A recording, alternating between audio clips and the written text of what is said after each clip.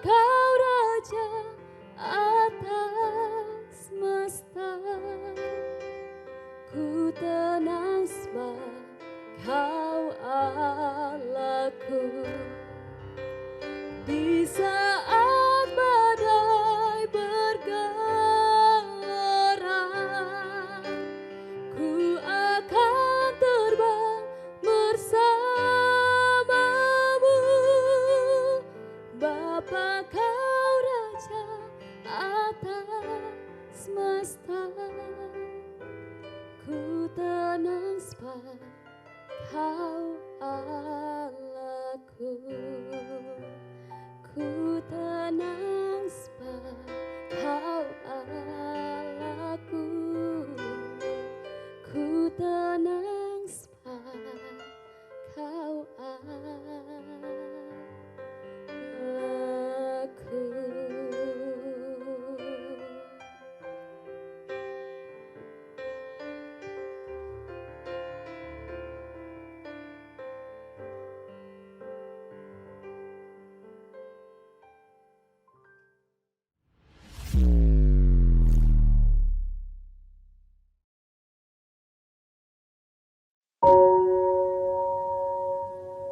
Shalom, selamat pagi, selamat berjumpa kembali pada pagi hari ini. Semoga saudara-saudara tetap sehat, diberkati oleh Tuhan. Sebelum kita mendengarkan firman Tuhan, mari kita satu dalam doa. Bapa di surga, kami mengucap syukur buat hari yang Kau sudah berikan kepada kami. Kami dipelihara oleh Tuhan, kami masih bisa beraktivitas dan bisa melayani Tuhan. Ini adalah kemurahan dan kebaikan Tuhan dalam kehidupan kami. Untuk itu Tuhan, kami perlu supaya kami dilengkapi oleh firman-Mu. Semakin hari kami semakin dikuatkan oleh kebenaran firman-Mu. Biarlah firman-Mu pada pagi hari ini dapat memberi kami dorongan untuk tetap setia melayani Tuhan, apapun kondisi dan apapun keadaan kami. Di dalam nama Yesus kami berdoa, mengucap syukur. Haleluya, amin. Saudara dikasih oleh Tuhan, judul firman Tuhan pada pagi hari ini adalah orang benar di tempat yang salah. Ya, kita akan ambil di dalam 1 Raja-Raja 19 ayat yang ke-9. Saya akan bacakan. Di sana masuklah ia ke dalam sebuah gua dan bermalam di situ. Maka firman Tuhan datang kepadanya demikian. Apakah kerjamu di sini, hai Elia? Sekali lagi saya bacakan. Di sana masuklah ia ke dalam sebuah gua dan bermalam di situ. Maka firman Tuhan datang kepadanya demikian. Apakah kerjamu di sini, hai Elia? Saudara dikasih oleh Tuhan, kita tahu bahwa Elia adalah nabi besar yang pernah hidup di Israel. Dia adalah nabi yang diutus oleh Tuhan dan diperlengkapi secara luar biasa oleh Tuhan. Pelayanannya diwarnai oleh mujizat yang spektakuler. Karya-karya besar Tuhan telah dinyatakan melalui diri Nabi Elia. Dengan karunia Tuhan, maka Elia dapat berdoa supaya hujan jangan turun. Maka hal itu terjadi, saudara sekalian. Bahkan di pasal pasal-pasal sebelumnya itu dicatat bahwa ia berhasil mengalahkan 450 dewa-dewa Baal, ya, atau nabi-nabi Baal, saudara sekalian. Tetapi dia menghadapinya hanya seorang diri saja. Bahkan dia juga tidak mengalami kematian karena dia diangkat ke surga oleh angin badai. Namun saudara dikasih oleh Tuhan, Elia yang terlihat begitu hebat dalam pelayanan ternyata adalah seorang manusia biasa yang juga tidak luput dari kekurangan dan kelemahannya.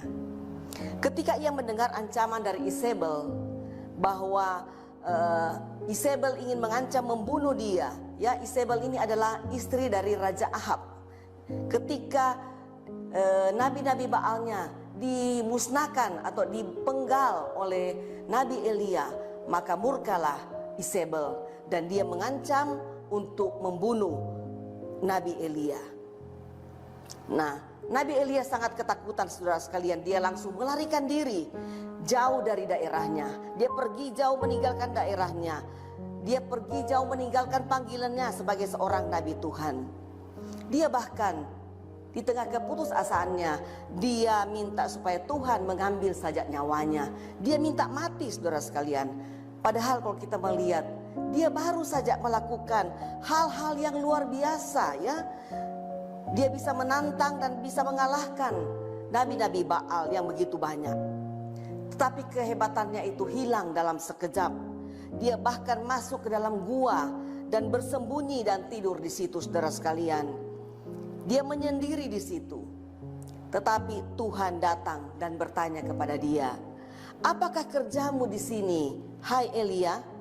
2 kali Tuhan bertanya tentang keberadaan Elia di situ. Pertanyaan Tuhan ini adalah bentuk ketidaksetujuan Tuhan terhadap sikap Elia. Elia adalah orang benar. Dia sudah diperlengkapi dengan berbagai karunia-karunia dari Tuhan. Menerima tugas sebagai nabi. Tetapi sekarang dia berada di tempat yang salah. Dia bersembunyi dari pengejaran, dari ancaman dari Isabel. Tidak seharusnya dia berada di situ dan tidak seharusnya dia bersembunyi di situ. Apa yang menjadi kesalahan dari Elia? Elia memilih lari dari masalah untuk menyelamatkan nyawanya. Dia memakai kekuatannya sendiri, dia memakai caranya sendiri. Dia kehilangan fokus kepada Tuhan. Apa yang terjadi pada Elia itu bisa juga terjadi kepada kita. Terkadang keputusasaan dan kekecewaan menyebabkan kita melenceng dari panggilan Tuhan. Keputusasaan menyebabkan Elia merasa Tuhan tidak menyertai dia lagi. Dia seolah-olah berjuang sendiri menghadapi ancaman dari Isabel. Dia merasa ditinggal seorang diri. Padahal selalu Tuhan menyertai dia. Tuhan ada bersama-sama dengan dia. Elia memilih lari dan bersembunyi dari masalah. Sikap yang seharusnya tidak dilakukan oleh seorang nabi Tuhan. Sebagai orang percaya, kita pun tentu pernah mengalami saat-saat yang sulit, baik di dalam kehidupan keseharian kita maupun di dalam pelayanan kita dan pengiringan kita kepada Tuhan. Saat kita mau berkomitmen untuk lebih sungguh-sungguh kepada Tuhan, saat kita mau berkomitmen untuk lebih maju melayani Tuhan, di saat itu pula justru orang-orang terdekat kita yang menjadi penghalang. Apakah itu suami, apakah itu istri, ataukah mungkin perilaku anak-anak yang membuat kita tidak fokus kepada Tuhan. Atau juga mungkin pergumulan hidup. Saudara yang dikasihi oleh Tuhan, ingat, jangan sampai kita lari dari Tuhan. Kemurahan Tuhan masih berlaku dalam kehidupan Elia. Tuhan masih mencari Elia dan menyuruh dia untuk kembali kepada tugas dan panggilannya sebagai nabi Tuhan. Di dalam ayat yang ke-15 dan ayat yang ke-16, firman Tuhan kepadanya, "Pergilah, kembalilah ke jalanmu melalui padang gurun ke Damsyik, dan setelah engkau sampai, engkau harus mengurapi Hazael menjadi raja atas Aram. Juga Yehu, cucu Nimsi, haruslah kau urapi menjadi raja atas Israel. Dan Elisa bin Safat dari Abel Mehola harus kau urapi menjadi nabi menggantikan engkau." Nah, saudara yang dikasihi oleh Tuhan, inilah cara Tuhan untuk memulihkan keadaan Elia. Setiap kita mempunyai tugas dan panggilan masing-masing yang Tuhan berikan. Setiap kita diberikan panggilan yang berbeda-beda. Apapun yang merintangi hidup saudara, jangan pernah kita meninggalkan Tuhan, apalagi keluar dari panggilannya. Haruslah kita terus setia sampai kita mati. Haruslah kita terus mempertahankan pengabdian kita kepada Tuhan, iman kita kepada Tuhan, sampai kita menutup mata. Amin buat firman Tuhan. Mari kita berdoa. Bapa di surga, kami mengucap syukur Tuhan kalau firman pada hari ini Tuhan bisa berbicara kepada kami, mengingatkan kami atas panggilan kami yang sudah kami jalani, supaya kami boleh setia untuk terus melakukan panggilan kami kepada Tuhan. Tuhan, mungkin banyak hal yang sudah terjadi dalam kehidupan kami yang seringkali membuat kami ingin lari dari Tuhan.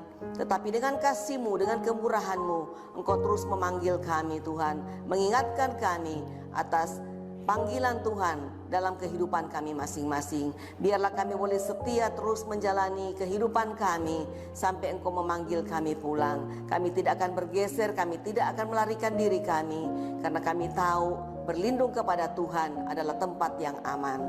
Terima kasih Bapa, di dalam nama Tuhan Yesus. Haleluya. Amin.